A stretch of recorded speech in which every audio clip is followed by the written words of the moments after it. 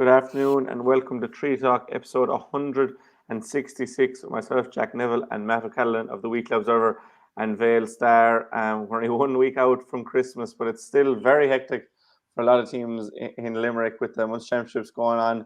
We also had the draw for the Fitzgibbon Cup this morning. We had a couple of Munster finals at the weekend. The Munster finals took forward to. There's so much to look forward to. So do stay tuned for all that. The impression again we get out with what you put into it's like a walk of life. If you're good enough, go out and get it, no more about it. But not so much control in the centre of the field from Kilkenny as Richie Bennett sends it high and over the bar. Your mother sends you down to the shop for a pound's worth of goods and she gives you 50 pence. You can't get the pound's worth of goods, can you? Just about kept in. Oh, well done, Shawnee Buckley. To do that to Tomas O'Shea, he deserves to score from here. One of the highlights of the Sunday game. Limerick went out there from the word go today. No more about it. They made all the running, that was it. Put the ball over the bar and the back of it, and that's it. No ifs, no buts. Is there much time left? We have a couple of injuries. Here comes Cian Lynch. Caherline leading the charge of the right brigade. 45 metres out. He's a chance to score. He's put it high. There's no sympathy in this game for anybody. Matt, we're 10 days from Christmas Day and we had 5 games by my reckon that we had at the weekend that's gone. We have another huge game this weekend. It's a far cry from last year. It is indeed, Jack. It's a far cry. First of all, we didn't have a Munster Championship last year, Munster Clubs Championship. And secondly, we didn't have a Limerick Under-21 Football Championship. And we're down now, and it's a phenomenal achievement, Jack. I know there'll be people ringing in now and then texting us in and saying that you're harping on about this all the time. But it has to be said, it's a phenomenal achievement, Jack, to get through the programme of games that we had to, or that Limerick GAA had to, and to do it so successfully. Believe it or not, there are 2 games in this county outstanding as we speak, and one of them is down for Friday night, which is the Under-21 A final, is on at 8 o'clock in Mick Neville Park between neighbours Adair and Kildimo-Pallaskenry. And then the curtain will come down on the Under-21 Football Championship and on the Limerick domestic programme on Sunday at 2 o'clock in Cappamore, when St. Patrick and the hand lock horns for the Under-21 B title. Like it has been a phenomenal achievement, Jack. Make no mistake about it. Right across all our codes, but perfectly streamlined hurling, football, camogie, ladies football. Camogie finished last week. Ladies football finished the week before. Hurling is finished. Now we're down to 2 outstanding football championship games. Jack, there are very few counties in this country that can say that. Yeah. Given the circumstances of the year. And you're absolutely right. It's fantastic that we had club hurling last weekend, 3 games. And then we have club football this coming weekend with Newcastle West going to Tralee, plus those 2 finals. And as you said, we're just 10 days out from Christmas. Yeah, and we'll look ahead to those games and look back on the previous games in just a minute. But I just want to start, when we were speaking last Friday, we knew the All-Star team. We knew Limerick had broke the record with the 12, and obviously there was a couple that we weren't very happy about. We'll move on from that. But on Friday night, it was confirmed that Cian Lynch, hurler of the year for the second time. Never really in doubt, I suppose, Matt, from probably the first half against Tipperary, when he nearly single-handedly kept Limerick in the game and drove on from there. And then no one will ever forget his All-Ireland final performance. But just for Cian, he's only the second player ever to win the GAA, JPA Hurler of the Year awards, just behind Henry Shefflin now. And at 25, you wouldn't back against him. That's what I was going to say, Jack. You'd get very short odds against him doing it now. At the way he's playing, and he's just coming into his peak. And are we surprised? Not at all. How could we be surprised? But like in fairness to Cian Lynch, he has seen off the challenge of 2 players that in other years would probably be shoo-ins for hurler of the year, Sean Finn and Kyle Hayes. So it's like we don't have to say it about the virtues and the sweetest skills that Cian Lynch has. Look, he's a player apart. To me, the greatest hurler of all times. And people have challenged me about that, and I will defend my stance on that because I just cannot for the 1 minute contemplate anybody being better than Cian Lynch. Yeah, it's hard to imagine. I don't know. I haven't. You see, Jack, we all look at this fancy. We all look at these fancy tricks he does, and they're wonderful to see. But there's an awful lot more to Cian Lynch than that. He's the ultimate team player.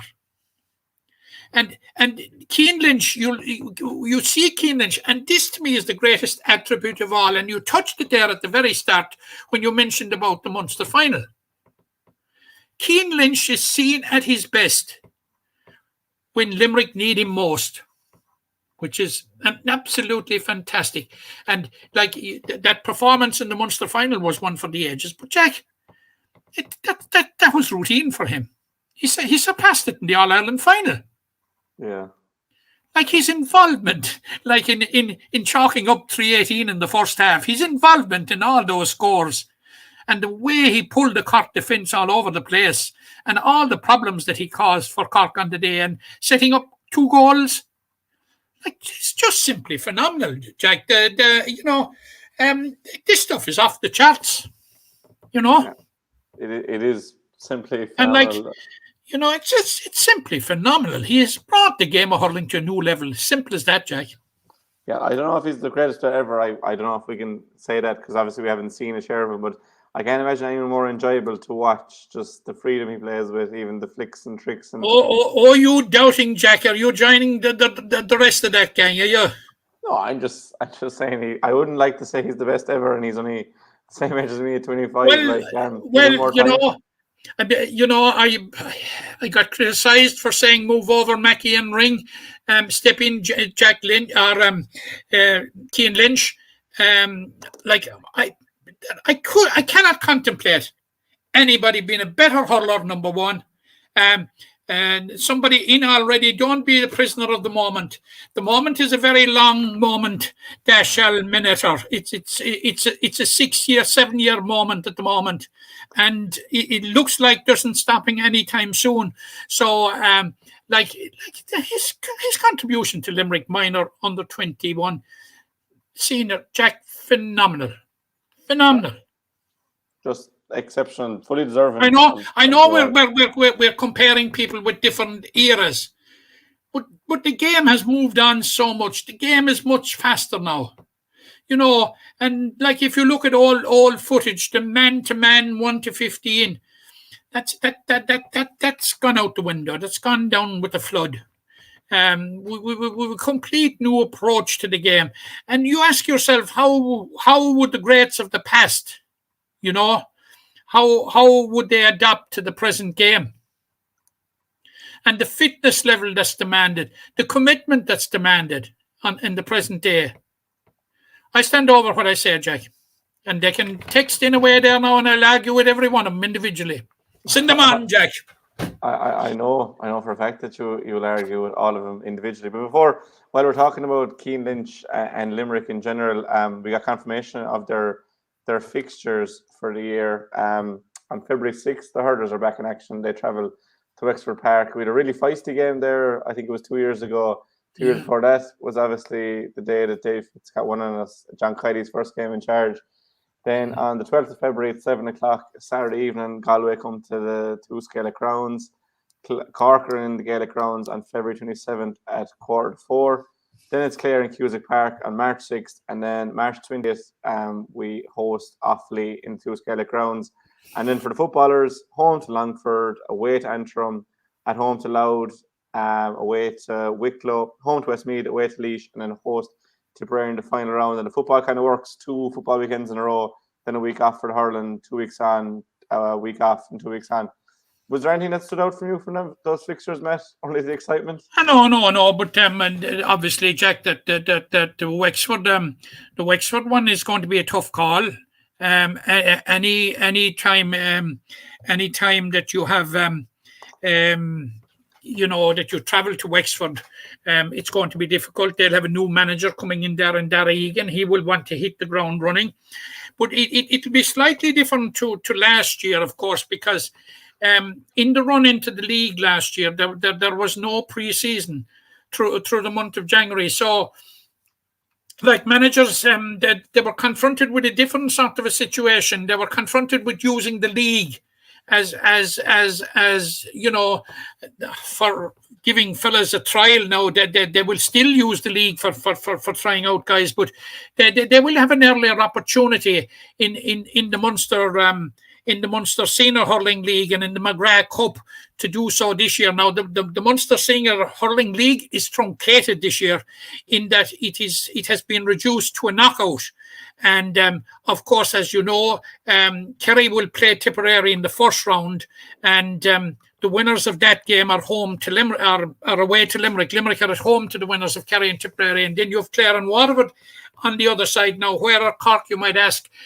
Cork have opted out of the Munster Senior Hurling League because it coincides with their team holiday, which is quite acceptable or quite understandable. Although I suppose in terms of a size of a county like Cork, you'd wonder would they have tried, especially after winning 2 All-Ireland under-20s in a row, that there would be a pool of players there that it would be worth running the rule over them in that kind of a competitive atmosphere. But they have opted for what they've opted, and that's it. Now the football is divided in 2 threes, so you'll have 2 games. You must remember, Jack, now that Limerick are the holders of both of these competitions. When they were last played, they won a spectacular double at the Gaelic grounds when they beat Cork footballers and hurlers on the one evening. Now Limerick got the short straw on this one in that they travelled to Kerry in the opening round, and they have Tipperary at home in the second round. But look, these competitions, I'm sure that John Kiley and Billy Dee would be approaching these competitions to use them just to see what players they have at their disposal. Now, winning these competitions is a bonus. Although I suppose there was a time back in 2016 and 2017 when we grabbed a hand of you for any kind of silverware. I remember we beaten Cork in it was the Waterford Crystal Cup one evening in Mallow, and there was great glee over it. And you'd nearly need a juggernaut to bring home the trophy. It was so big and so precious.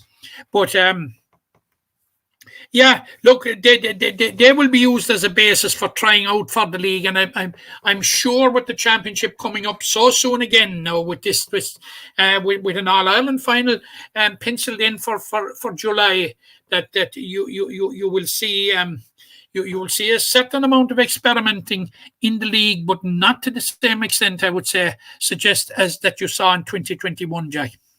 Yeah, it'll be interesting to see what kind of new players we'll see. We might talk about that next week. But for now, we'll go on to last weekend. We'll start with last Sunday, Kilmallock versus Midleton in the 2 Gaelic grounds. And if you didn't know it beforehand, Kilmallock are contenders for the All-Ireland, not just Munster. An awesome display. Well, yeah, I had them down as contenders for the All-Ireland back as far back as 2014 and 2015, Jack. And I was disappointed that it didn't come to fruition, obviously.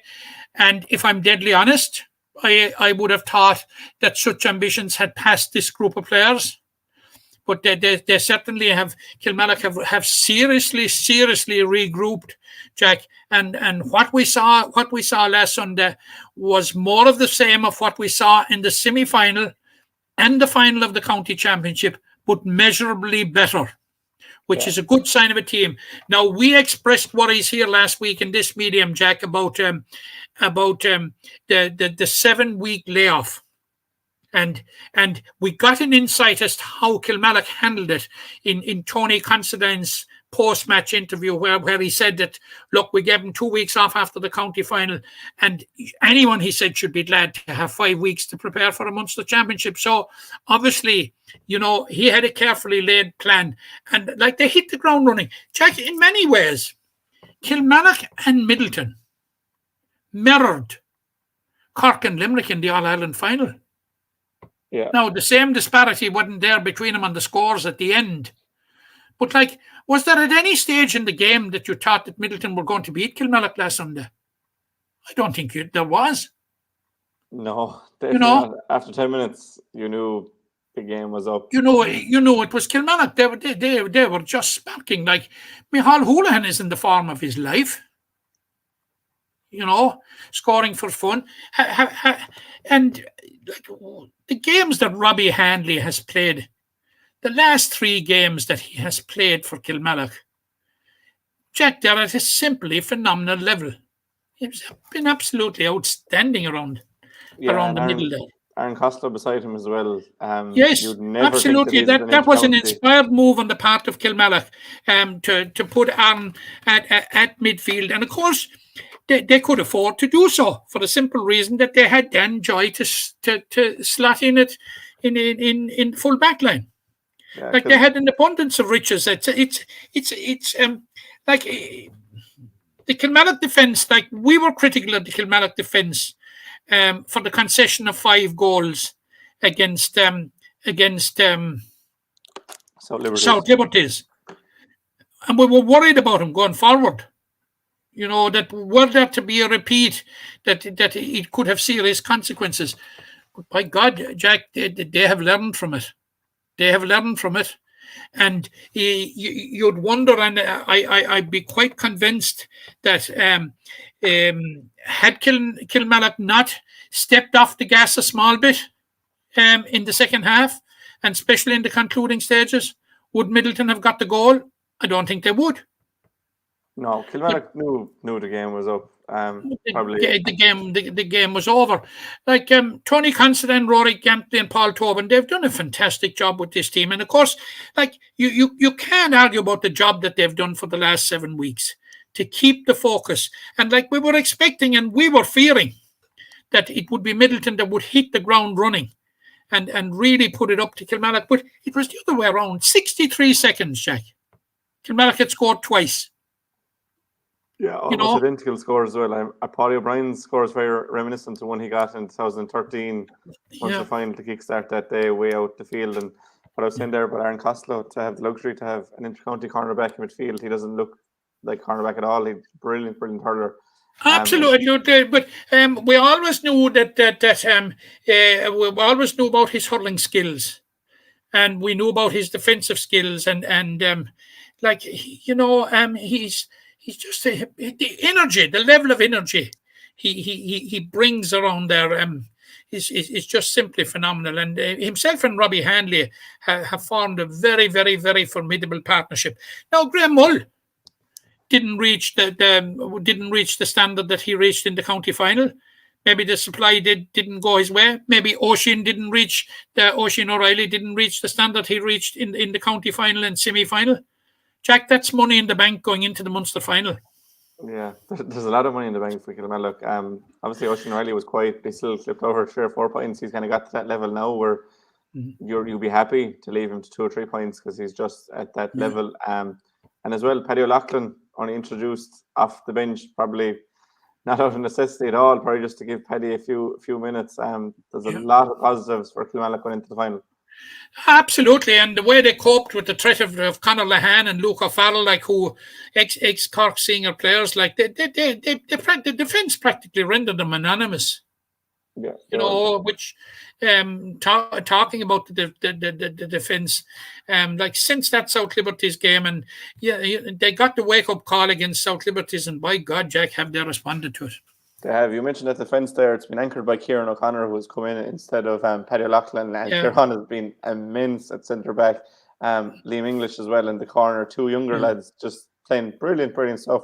Yeah, but the two O'Loughlin brothers, Jack, have really found their best form again. Absolutely, Mark is back to his very, very best at full back, and like Philip is having a fantastic year as captain. Yeah, no, they're a well-oiled machine at the moment. They obviously play Ballygunner in the Munster final. That was just confirmed there a few minutes ago for the 9th of January in Thurles. We'll have plenty of time to talk about that game, Matt, but just on Ballygunner, they probably only scraped over the line against Lockmore, Castellini, to 11 to 12 points. Lockmore lost both McGrath brothers to send-offs. The only thing is, Ballygunner know how to win. They won it in 19. They were in finals in 15, 17. They won in 18. They were in finals in 15, 17, and 19. They know how to play at this stage. You can imagine every single player that they have now has played in a Munster final, which will be a small benefit for them, whereas Kilmallock will be relying on the probably 6 or 7 that were there and 14. But it's a great matchup. We'll talk about it more in a few weeks. But the thing about it is, those Ballygunner players may have been in 3 or 4 finals, but they've won 1, is it? Yeah, 1 out of 4. But Kilmallock have won 1 out of 1. But a lot of the players haven't played in them. We'll say Barry Hennessy, the 2 O'Loughlin's, Robbie Hanley was thereabouts that time. He was. Paddy O'Brien was there. Gavin O'Mahony was there. Kevin O'Donnell was there. Graham Mulcahy was there.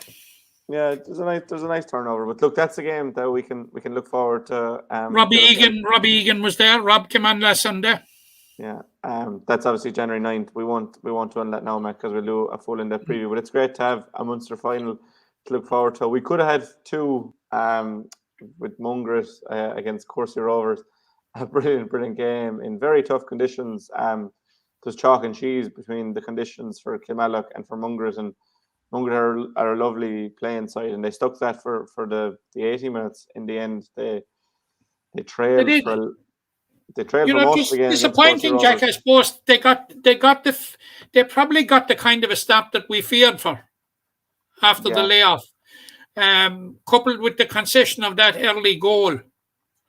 But apart from that, they really acquitted themselves well, and really, I suppose they had opportunities, Jack, late in regulation time, that they could and should have probably won the game.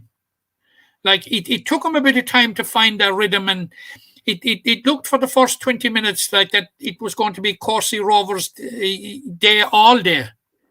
But suddenly, as you said, when Mungret found their rhythm, and they're a very, very nice hurling team, and when they made a few changes, and when they got to grips with Sean Toomey, who is an All-Ireland, a double All-Ireland winner with under 20 winner with Cork, and also he has got a couple of runs with the Cork senior team.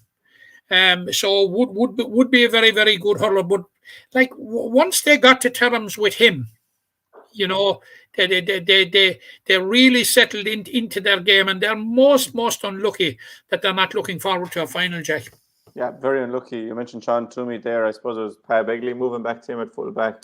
Yes, quite into him a lot. But for Mungret coming into the game, they obviously had a huge loss in Liam Lynch, who has tore his cruciate. And you give your best wishes to Liam, because he was exceptional in that county final. And I was talking to the Mungret boys, and they were saying just how young he is, but how well he holds himself, and he was a key figure. And the pressure he didn't feel that pressure at all. But he was a huge loss. But around him then, the likes of Paul O'Brien, who would have been the kind of Liam Lynch before Liam Lynch, stood up to the plate, got that late free. Niall Mulcahy got 3 more points from play to add to all the goals. Mungret battled really hard, and it was disappointing from a Limerick point of view to see him fall. But they will have their say in the Senior B competition next year, judging from Saturday's performance. Oh yeah, they have nothing to fear, Jack, and we thought as much that they would have very, very little to fear. And I agree totally with Liam Lynch. The only thing I don't entirely agree with you was when you said he had a great county final. I would change that. I would expand that to say he had a great county championship. Yeah. Because we certainly know in Glenroe how good he was in the semi-final. So, look, he has been a revelation this year, Liam Lynch, because you must remember, Jack, it's only 12 months ago since Liam Lynch was playing minor hurling.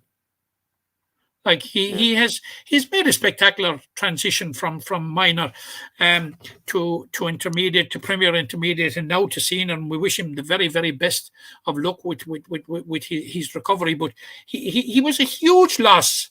He was a huge loss because he was the free taker. He had taken over the free taking duties from Paul O'Brien.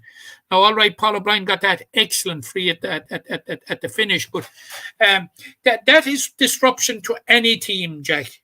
If you lose your free taker, and I suppose it speaks volumes for Mungret in itself that they had a free taker of the calibre of Paul O'Brien to step up in Liam Lynch's absence.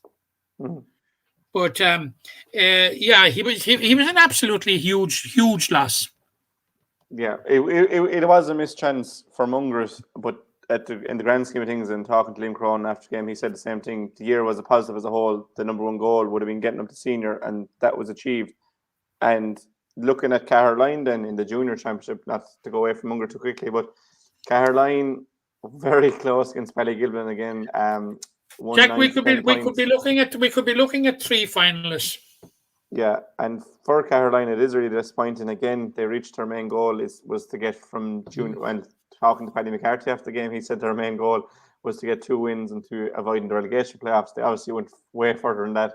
Won the championship. They're going to play an intermediate next year, but as you said, we could be looking forward to 3 Munster finals. But for Caherline, against a really strong wind in the first half, they were down by a point. They eventually got ahead, but then a sucker punch goal, I suppose, was the turn of the game. But again, another team like Mungret, Caherline can be really proud of their efforts and can look forward to 2022 now with kind of high hopes.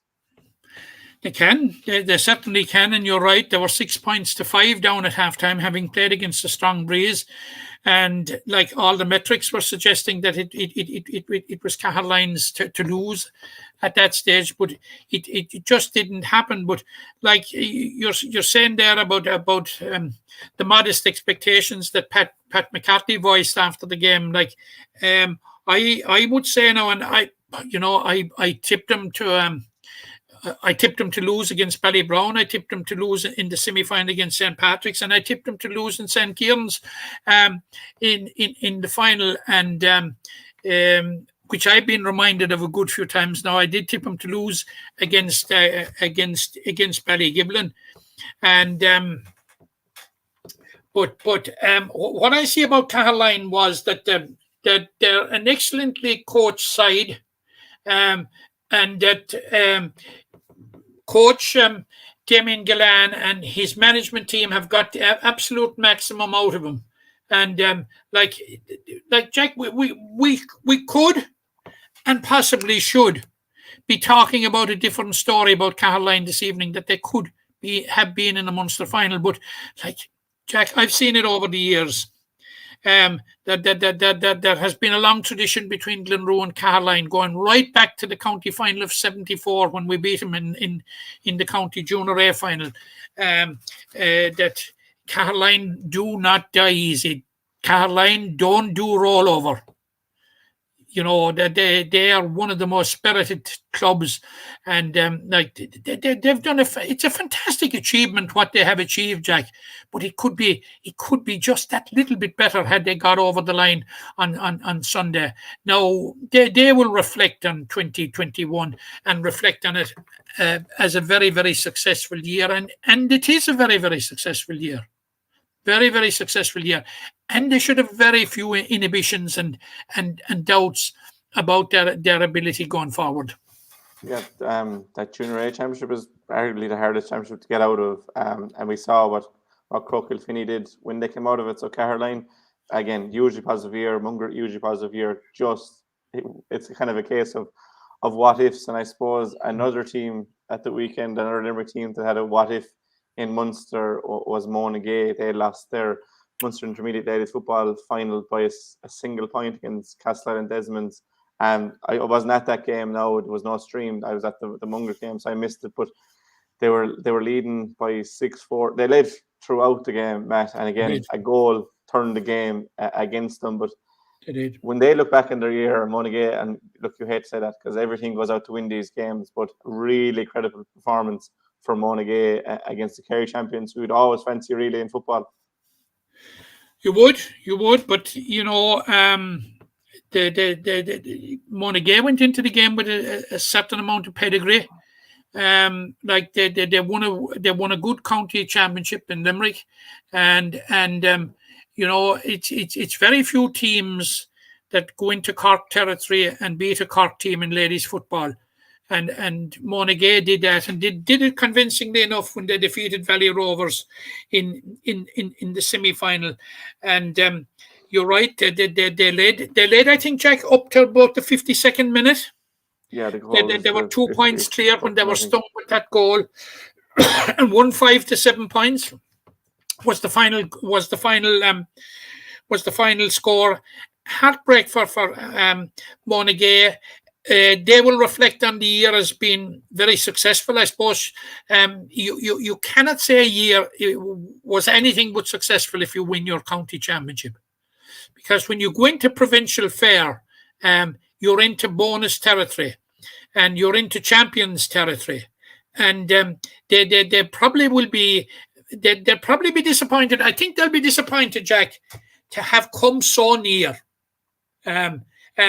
breaking that duck and getting getting a Munster title. They were oh so close, because these opportunities don't come around too often. Like you come 2022, which we'll have it in a fortnight, 3 weeks time.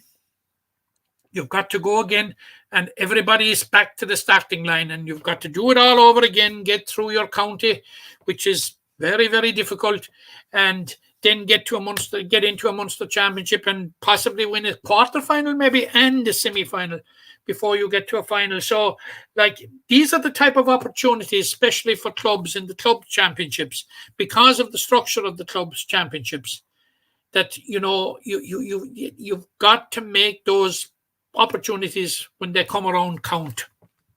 Yeah, it's not a competition you set out to win. Is a Munster. Once you're there, you might only be there once. For a lot of people, they'll only be there once. But for that Monaghan side, a lot of them will have one championship in the turn of the year with Newcastle. So there is some solace in that. But look, huge commiserations to Mungret, Caherline and Monaghan, who give a great account for Limerick in the Munster championship, because I was looking to the record there recently. It has been pretty poor the last decade or so, the Pierce side. So even though there wasn't wins on the board, there's definitely progress being made. And Kilmallock will fly the flag for another few weeks. And we'll get to Newcastle in a minute. But there was another game last weekend that we'll just touch upon. It might have been lost in the midst of all the games, but the Junior B Camogie Championship final. Doon beat St. Ailbe's 1-7-6. I wasn't at it myself. Did you get any report from the game? Or I wasn't at it either, Jack, but I just got bits and pieces of it. But obviously, it was a very, very close game between, we spoke about it here last week, what I would consider two emerging teams at that level. And now Doon will get an opportunity to ply their trade at A level last year. And there was a school of thought going around. As the championship reached its concluding stages, based on the group stages and what have you, that Doon were far too strong for the competition. Jack, they were made work all the way by St. Ailbe's. Yeah. And 62-year-old Pauline McCarthy was among the scorers for St. Ailbe's, and county secretary and All-Ireland 20 under 14 winning intermediate goalkeeper Sheila Moynihan lined out in goals with St. Ailbe's. So, and you had the Collins sisters in opposition, one with Doon and the other with St. Ailbe's. So it was an interesting day, an interesting game, a very, very close game. Congratulations to Doon. They're pointing the way for their menfolk. Getting to the final and winning it, and commiserations with Ailbe's, who were in line for a Junior B double. The previous week they had defeated Broadford in the Junior B football final, but on this occasion came up short, and not very short now, 1-7-6 points. Doon had a huge win over Kilmallock in the semi-final, and now St. Ailbe's were equally impressive in their semi-final against Tournafulla, but it was Doon's day, and they will be able to pit themselves now and benchmark themselves at a higher level next year. Yeah. So as we said, congratulations to Doon, commiserations to St. Ailbe's that goes along with the 3 lost in Munster. We have a Munster Championship game to look forward to this weekend, Matt, and one that I'm really looking forward to.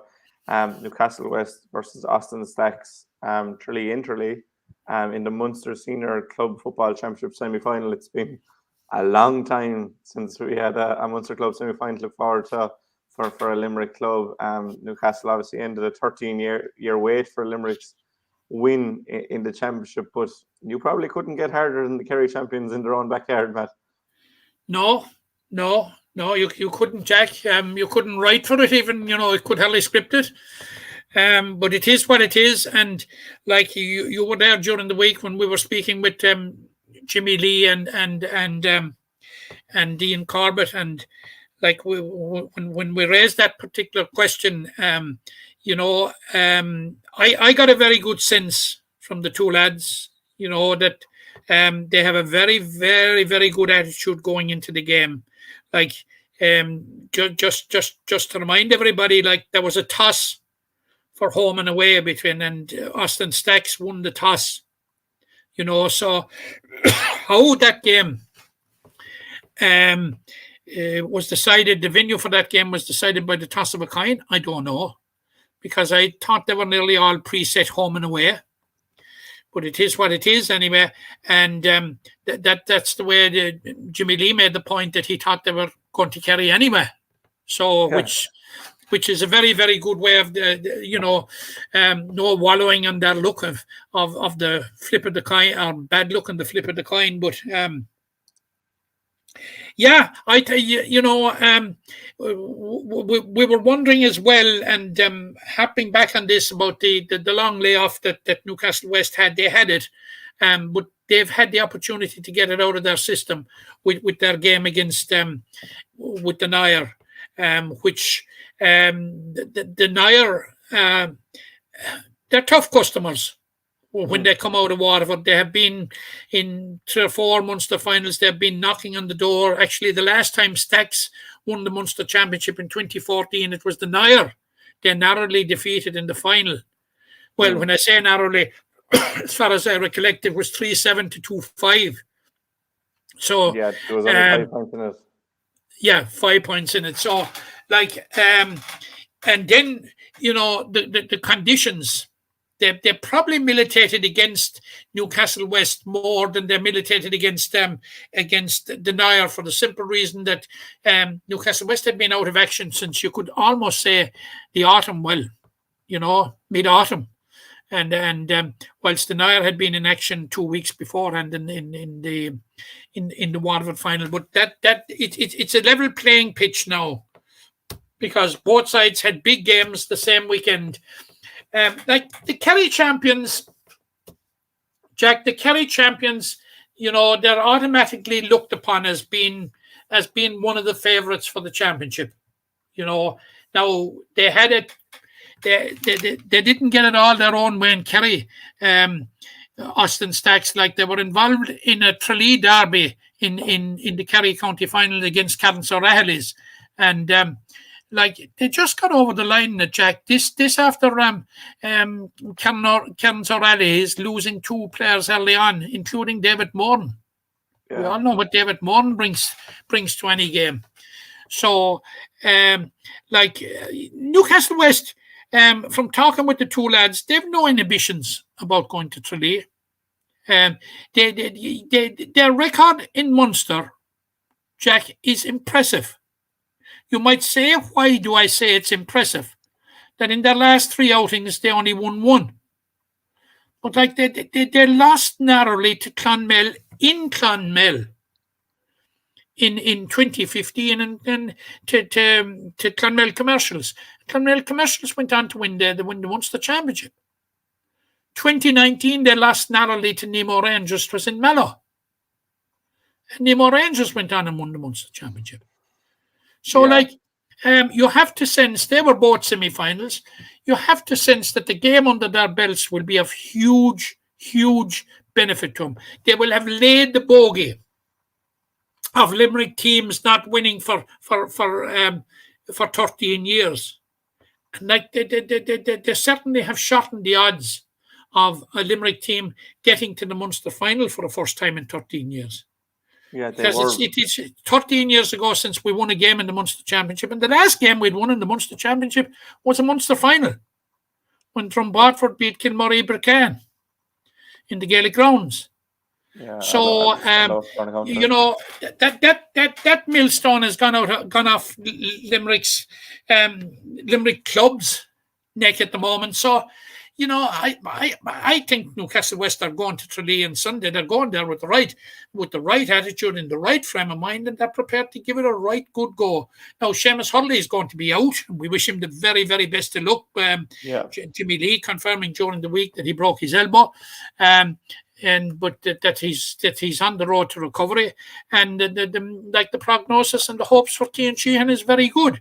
In that he's likely to line out, and of course he's a hugely influential player himself, and Ian Corbett around the middle are absolutely huge players for Newcastle West.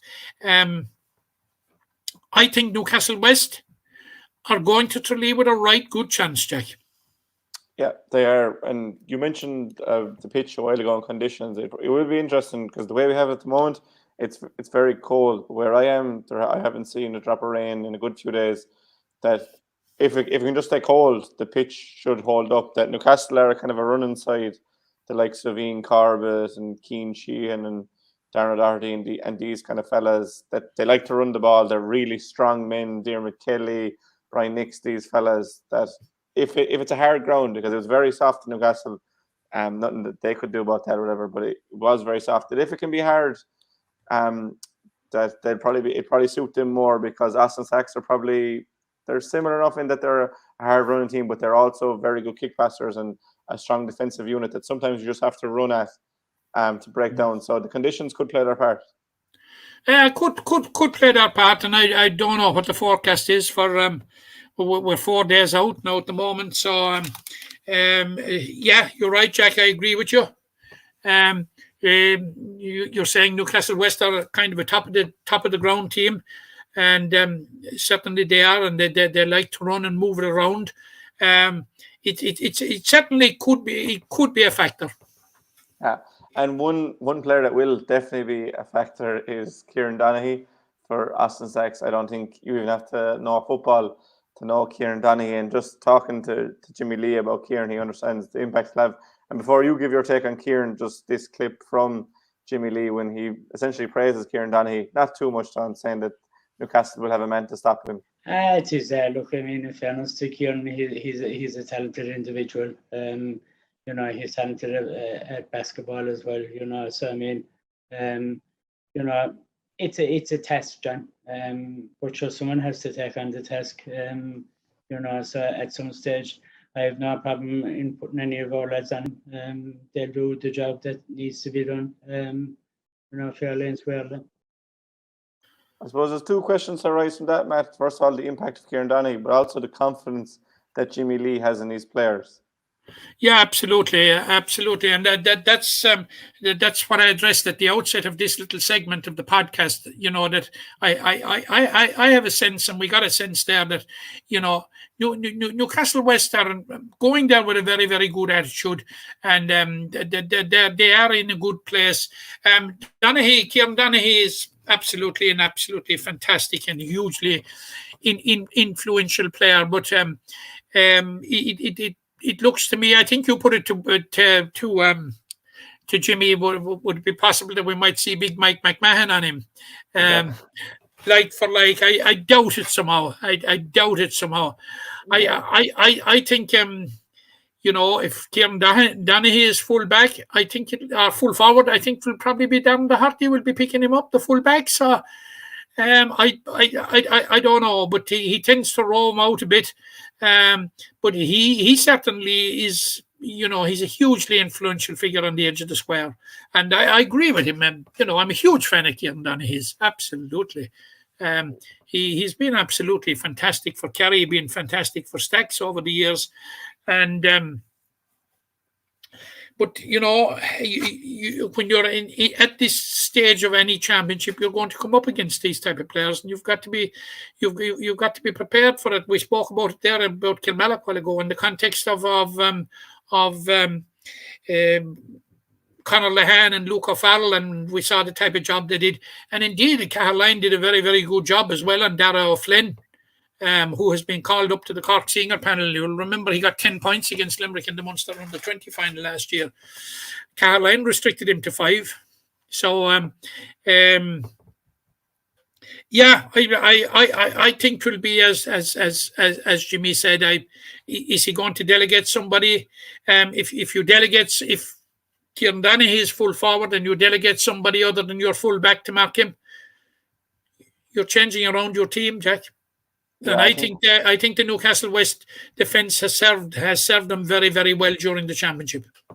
Yeah, when I said about Mike Mack marking him, I was only ball up, and we saw the impact that Robbie Burke going back marking Mike Mack had on Adair's attack in the Limerick final. So I don't think it'll be very beneficial for Newcastle to be moving Mike back there.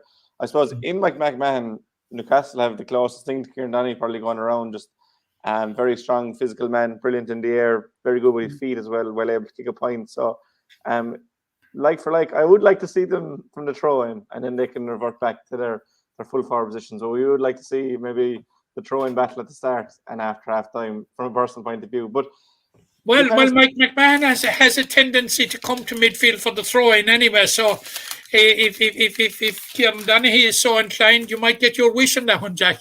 Yeah, and I'd say to the other two midfielders, I'd say just stand back and let them at it, and whoever wins fair and square and game on. But you sound like you're pretty confident in Newcastle West chances, and we both are in their chances. But can you see them winning? I suppose I'm looking for a prediction here. It's going to be very, very difficult, and you'd have to say that you think that Austin Stacks are going to win, but I would not be surprised were Newcastle West to win it.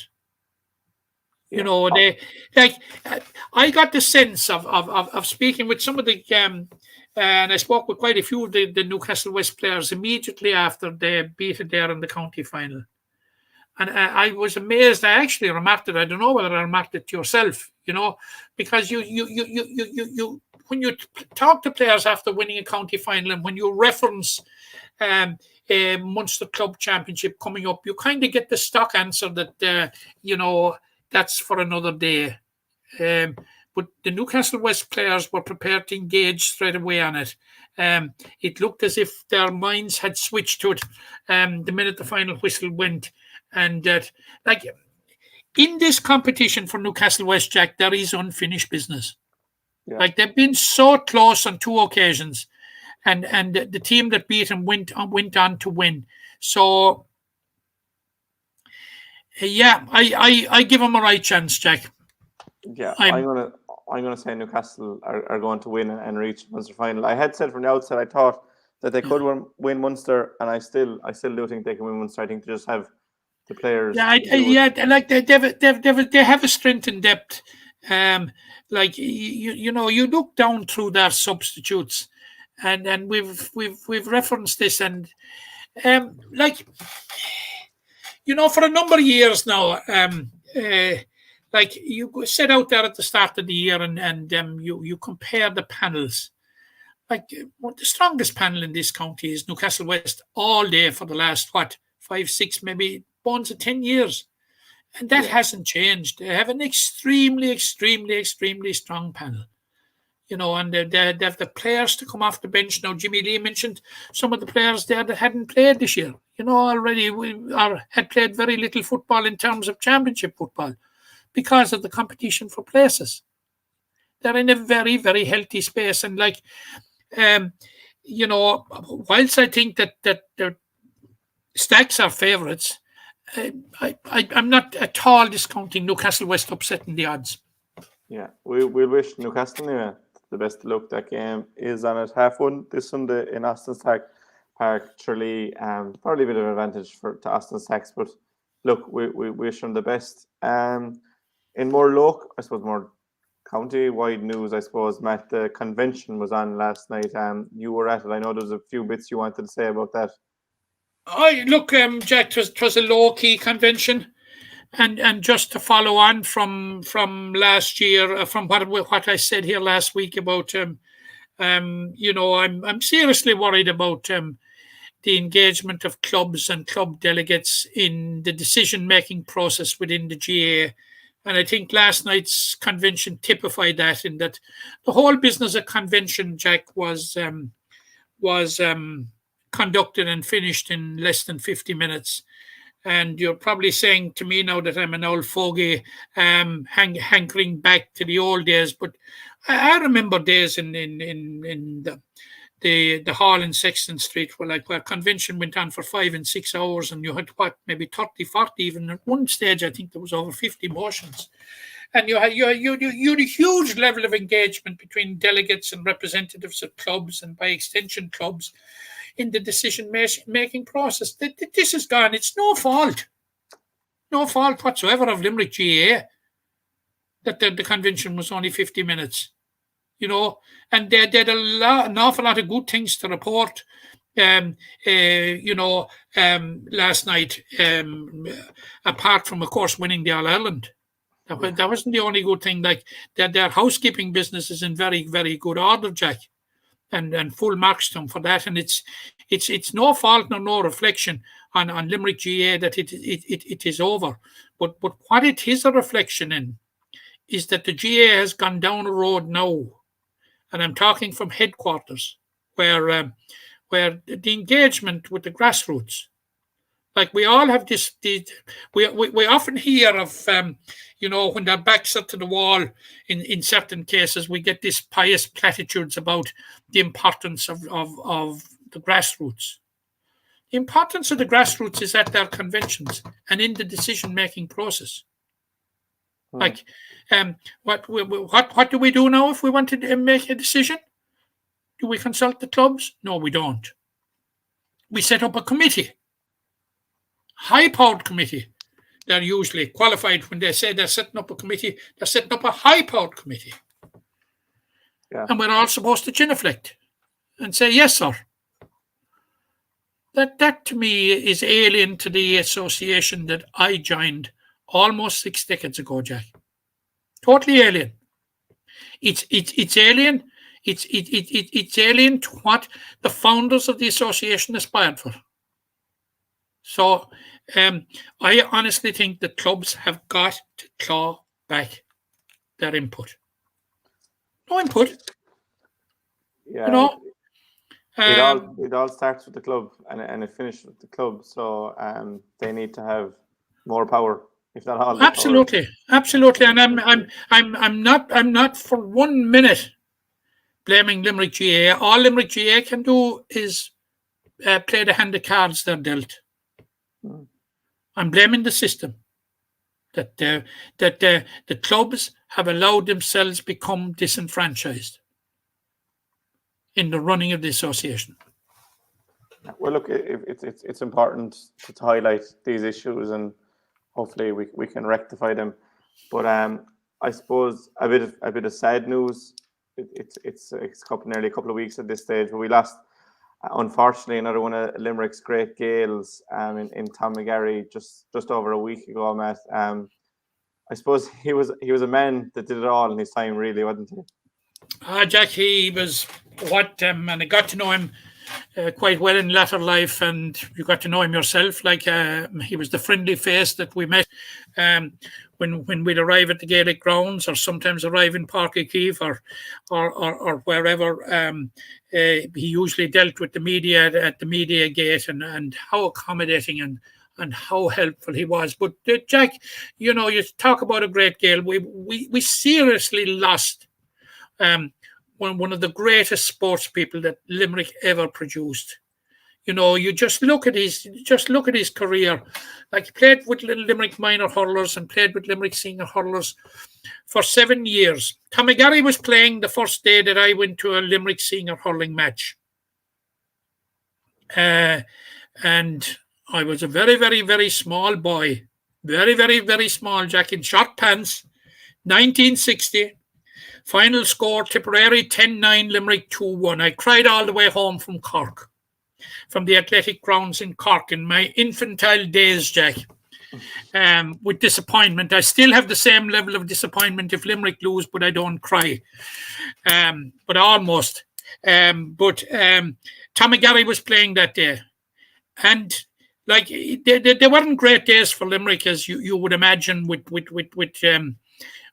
scores like that, and Tipperary actually were beaten They went on to win the Munster final that year, but they were beaten by Wexford in the All-Ireland final. A Wexford team that contained the Limerick man, the late Seamus Quaid.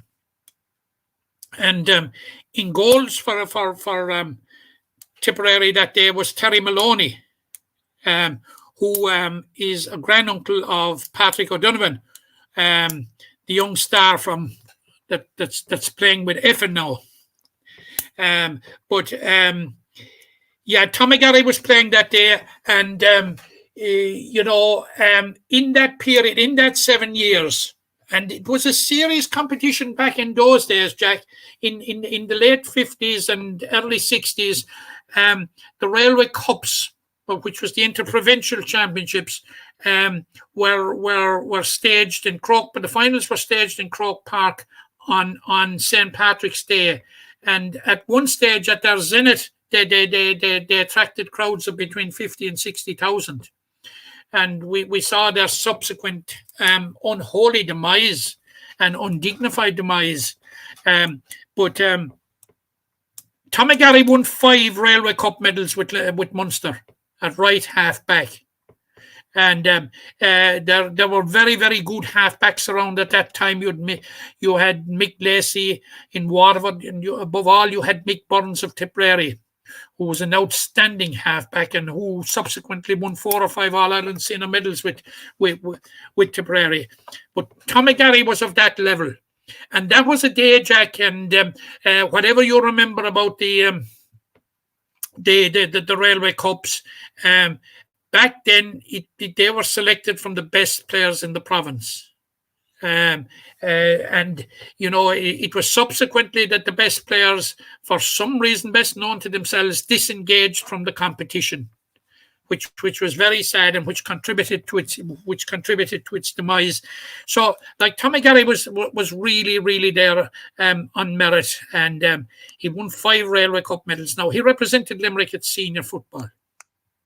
Like, he was an All-Ireland champion handballer and won a Hall of Fame award in subsequent years for his contribution to handball.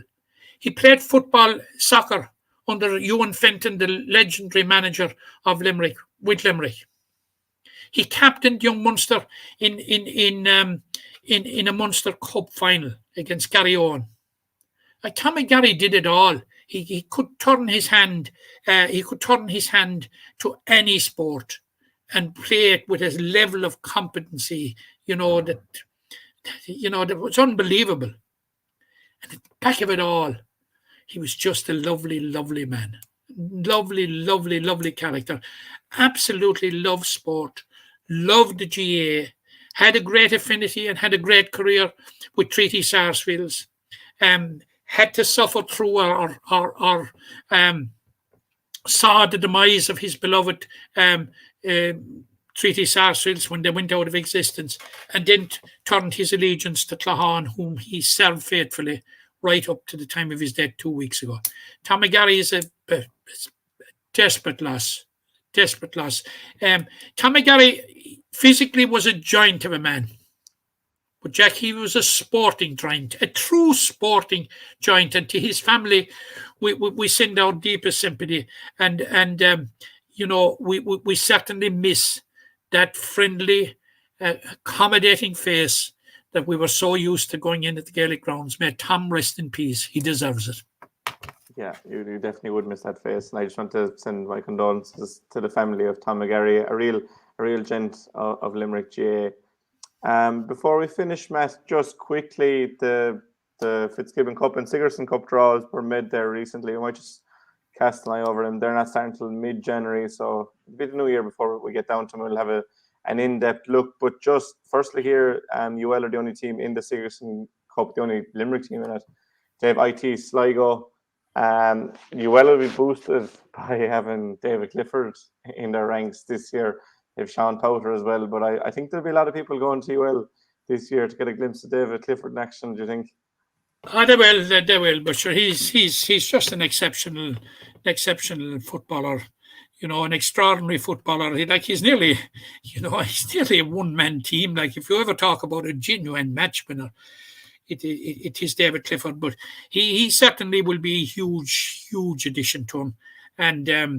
And Sean Powter is an absolutely fantastic footballer, but he's been troubled a bit by injury, but he's an absolutely fantastic footballer, and certainly UL with those boys on board will not be anybody's pushover. I'm sure there's some Limerick lads in there. I just don't have the panel, but I'm sure there's some Limerick representatives in there. Paul Maher, I think, is still floating around UL. Now, it could be finished. It's hard to have a COVID who is in college or who isn't, but I'm sure close to time we'll have a full panel listing.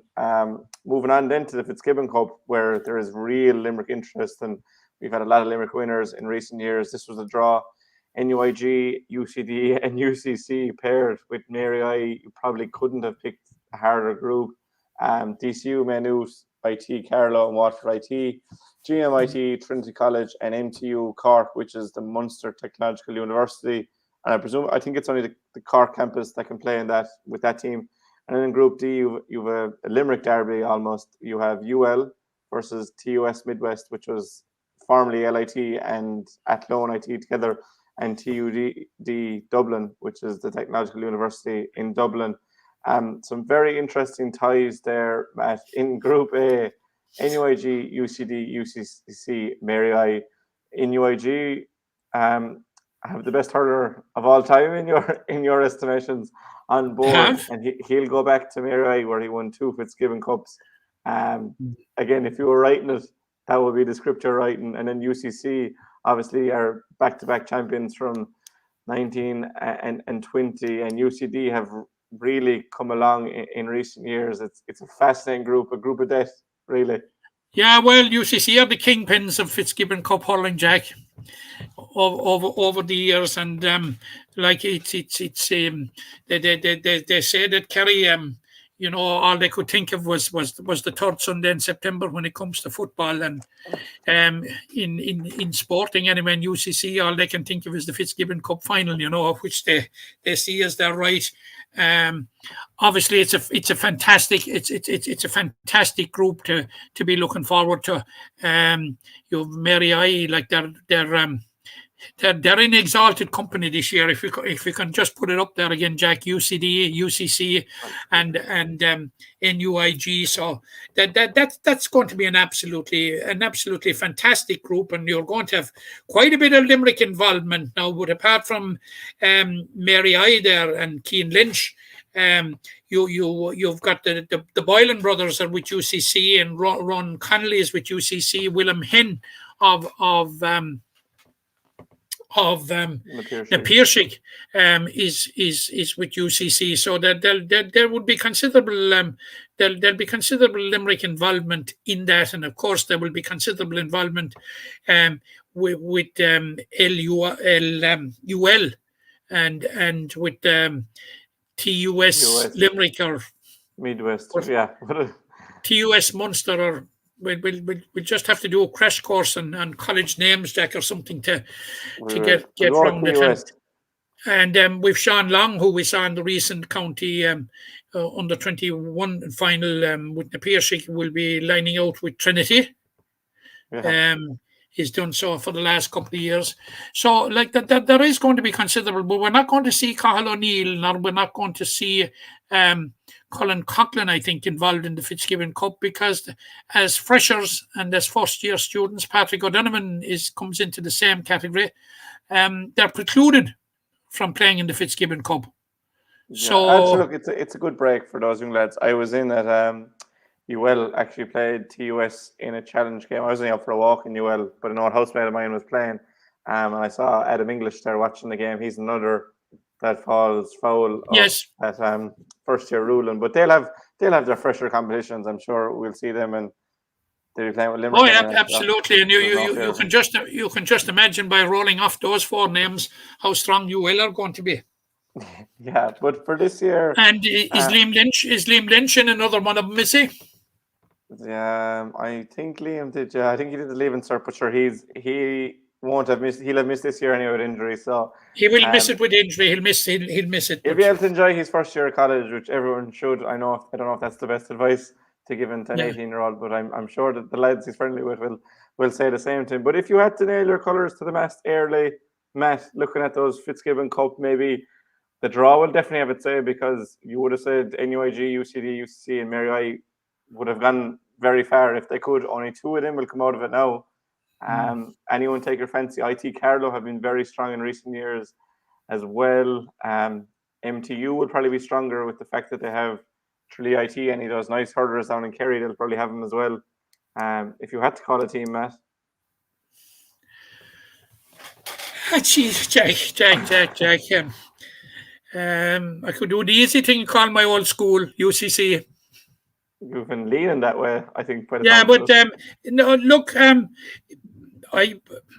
thought I had a cursory look at that panel this year. I didn't think it sounded as strong as it used to be, but just when we were talking off air, Jack, before we came on, and when you reflected on some of the players that they have apart from the Limerick players who we know about, yeah, they certainly will be contenders. There isn't a doubt about that. But UL have to be contenders as well, Jack. Yeah, I'll go for my old college UL. You can go for your old one, UCC, and hopefully they'll meet in the final. But it's a great competition to look forward to. Anyone that's off around those times, maybe doing shift work or whatever, I definitely recommend to get out to see those. Absolutely.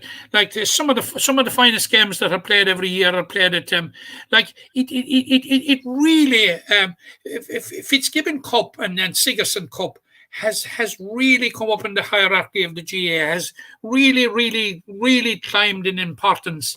And it's great because there are so many fantastic games in it and so many matchups. Like you see what the randomness of the draw has thrown up there. NUIG, UCD, UCC, and Mary I. Like, you know, you're actually talking about possibly 4 contenders. You are, and just to further on the importance of the Fitzgibbon Cup, I remember seeing Aaron Gillan in, I think it was 2017, and he had just been dropped off the Limerick panel. And look at him now, 3-time All-Ireland winner. Probably should have 3 All-Stars, one of the best hurlers in the country. So you'll find these hidden gems in these Fitzgibbon Cup games. But that's a way, I guess. It gives that type of player the opportunity to showcase their skills and showcase what they're doing, and at a very, very, very decent level. Yeah, I suppose Shane Conway was the same for UCC.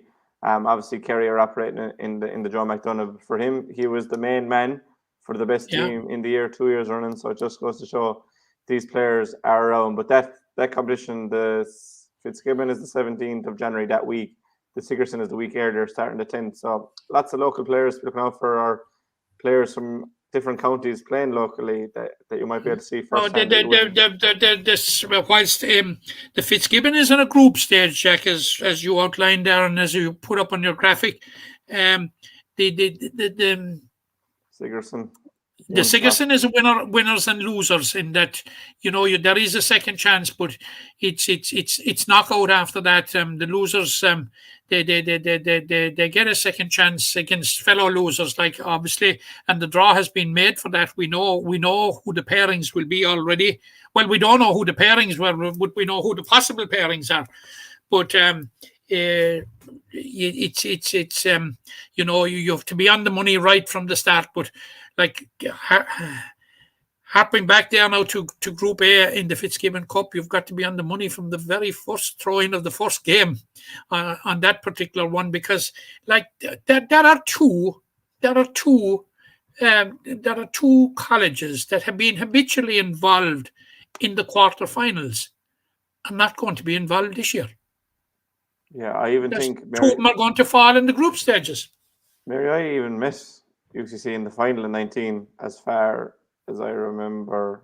I think they did, or else it was 2018. Mary I got to the final, but they have met in latter stages recently. But look, we won't run that too much. That competition is a month away, but it does get you kind of excited for the new year for those games. But for now, we'll focus on Newcastle West this Sunday against Austin Stacks in the Munster Senior Club Championship semi-final in Tralee at 1:30.